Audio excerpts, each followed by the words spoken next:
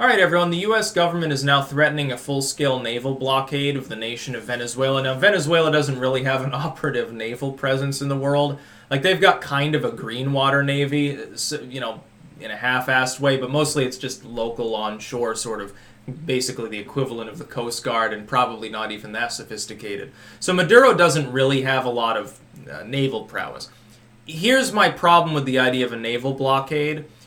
Number one, I'm not so sure it'll be really that effective. The problem is, this is tied in, I guess, to the Citgo thing. The idea is that Citgo was nationalized, like its assets in Venezuela, by Maduro. There was a lawsuit, and the courts found in favor of U.S. holders, and they're saying, well, we're going to confiscate your shit in the United States, and, basically Citgo and the Venezuelan government, insofar as those holdings are concerned, are the same thing, so we're just going to grab everything else up. We're not going to allow you to export fuel anymore. In order to enforce that, you need a naval blockade. The problem is this. That's kind of an act of war. Now, you could argue that Maduro is already engaged in what amounts to warfare. There have been incursions into Colombia, but the United States never declared those acts of war. There have been problems. He's threatened Guyana, although he didn't act on those threats, to grab up one of their provinces that I guess was part of Venezuela like 1,000 years ago or some shit. He's harassed, the U.S. and threatened us. The thing is, Venezuela is not a credible threat to the United States. They don't have projective force. Do they even have a missile program? I don't think so. Basically, the Venezuelan military is an on-the-ground force with some air backup. That's basically what it boils down to. The big problem is if Russia gets involved, what are you going to do about a naval blockade? Let's say that the Russians say, okay, well, you're not blocking us. We can sail through, and what are you going to do? Stop us? Board our vessels? Imagine this. Here's the worst-case scenario. Imagine this scenario. We run a blockade of Venezuela. We surround it. We won't let their ships through. We say, basically, we will fire if you try to come through, so fuck it. We might be willing to fire on Venezuelan vessels, but what if the Russians say, okay, enough is enough. We're giving anti-ship systems to the Venezuelans. Probably other shit, too. They probably try to put nukes around Caracas to scare us like Cuban Missile style. This could cause World War III, by the way. Do realize this. What if a Russian flotilla comes through and says, well, we're just going to go around your ships. We're not going to obey, we're not going to stop. Fuck off. The blockade's illegal and stuff. What are you going to do about it? Fire on Russian vessels? Is the U.S. government going to open fire on Russian vessels to stop the Russians from arming the Venezuelan government with anti-ship technology? Fire on the Russians? Are you really willing to do that? The answer, unfortunately, might be yes. The thing is, in a situation like that, where you've really provoked the other main nuclear power in the world, the problem becomes following through with your own agenda or backing down. It's a lose-lose. If you follow through and you say, yes, we'll attack you, you better turn around, so fuck off, and they come through and you attack them, you could start a nuclear war. That'd be a problem. I think a lot of people might die. My job would be fucked because I don't think I'd have internet access. I guess the fact that I can grow food would become 10 times more valuable because most people can't. So I guess I'd have to organize the neighborhood in a garden revival in order to not die. Of course, our crops would glow in the dark so we can work at night. So there is an added benefit. So we'll keep that in mind as we go forward with the next Cuban Missile Crisis. Now it'll be the Caracas Missile Crisis. It won't be a missile crisis because of the Venezuelans so much as the Russians.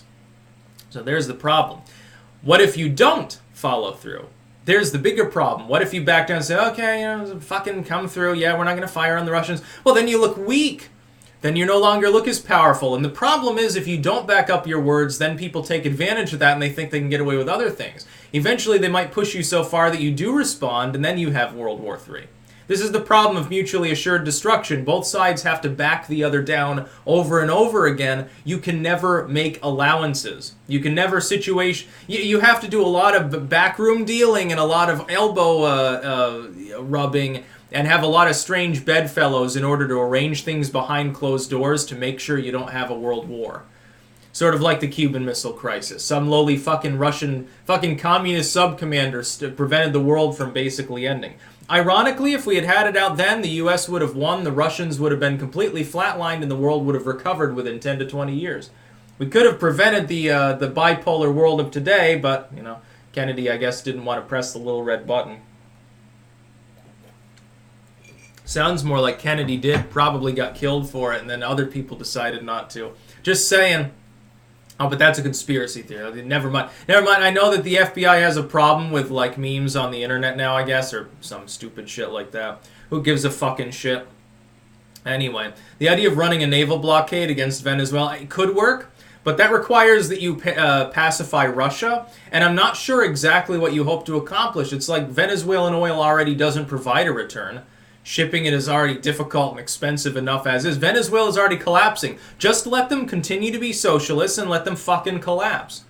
Or the people there eventually will have enough and they'll kill Maduro off. They'll put Guaido in. Things will still be bad because he's a socialist too. And at some point, maybe things get better in Venezuela. But it's not our struggle. If it's within our hemisphere, I've said, why don't you just airdrop 1 million care packages of guns and ammo and shit like that on the country. Take the last generation military surplus we've got that normally we sell to civilians and fucking drop it all over the place in Venezuela and let the people sort it out for themselves. Some people said, well, that would be an act of aggression. Look, Venezuela's collapsed.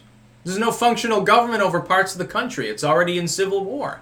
What do you expect us to do? I mean, we can't invade directly. We can't really run a naval blockade without the risk of a nuclear conflict or something like that. What do you propose that we do? Oh, the sanctions caused the problems in Venezuela, says every fucking leftist I've ever talked with. No, they didn't. Venezuela, 3 years before there were any meaningful sanctions on Venezuela, their economy was already flatlining. They had 3 years to solve things in the absence of significant U.S. sanctions. Maduro chose to kill his own people instead and was sanctioned because of that. Yeah, for once, U.S. foreign policy wasn't warmongering. Some might say it wasn't warmongering enough. I don't even want a naval blockade. No, fuck it. By the way, it'll cost us more than it'll cost them in oil revenue, probably. You realize how much it costs to operate those naval vessels that they float? Especially if we have an aircraft. They're saying, well, we can't even float an aircraft carrier there. They're all spoken for. I guess we need more aircraft carriers. How many fucking aircraft carriers are we going to build? There's a reason why other countries don't build so many. We've already got more than, like, what, the rest of the fucking world combined, I think.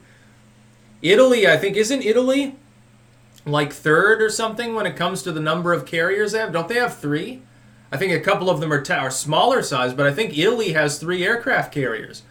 They're like, well, we get a lot of shoreline. I guess we need to prioritize our navy or something. So I guess Italy's a world power now. Unbelievable. Fucking warmongers talking about it. That you might as well just invade Venezuela if you're going to do that. All it takes is one of our ships gets fired upon, and then, you know, there's a war anyway. The fuck are you talking about? It's not going to solve anything to run a blockade. That's about all. Peace out.